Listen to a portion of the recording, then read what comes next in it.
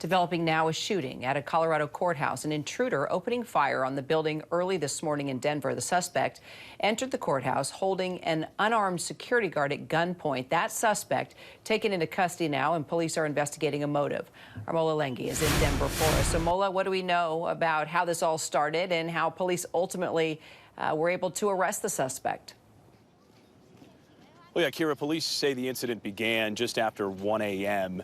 when this suspect was involved in a car crash just outside of the Colorado Supreme Court building in downtown Denver. They say once that car crash sort of took place, the suspect got out of the car, pointed a gun at the other driver who was involved in the car crash, then turned his attention towards the Supreme Court building, shooting out a window of the Supreme Court building that was nearby. That gave him access to the building. Once he was inside, police say he encountered an unarmed security guard, held him at gunpoint, demanding access to other parts of the Supreme Court building, taking that security guard's keys, and eventually making his way to the 7th floor of the Supreme Court building. Now, while this was happening, authorities say police were responding to the scene. They were setting up a perimeter around the building, outside of the building.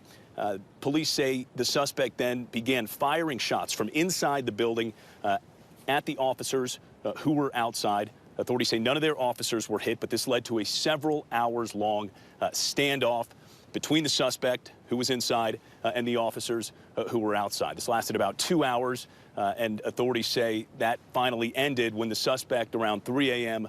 called 911 and agreed to give himself up to authorities. They took him into custody at that point. So it's been, what, nearly 2 weeks now since the Colorado Supreme Court ruled to remove former President Donald Trump from the ballot. Do you know if this attack was connected to recent threats in any way against the Supreme Court justices there?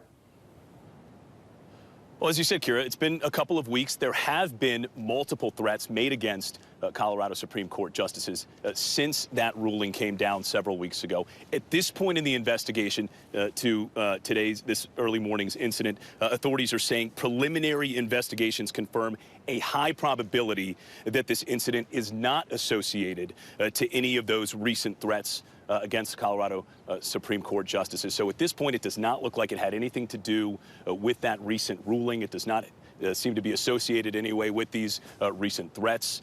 But again, authorities are still investigating a motive to why this suspect allegedly broke into the Supreme Court building and fired shots at police overnight. We'll track it. Mola, thank you so much. Hi, everyone. George Stephanopoulos here. Thanks for checking out the ABC News YouTube channel. If you'd like to get more videos, show highlights, and watch live event coverage, click on the right over here to subscribe to our channel. And don't forget to download the ABC News app for breaking news alerts. Thanks for watching.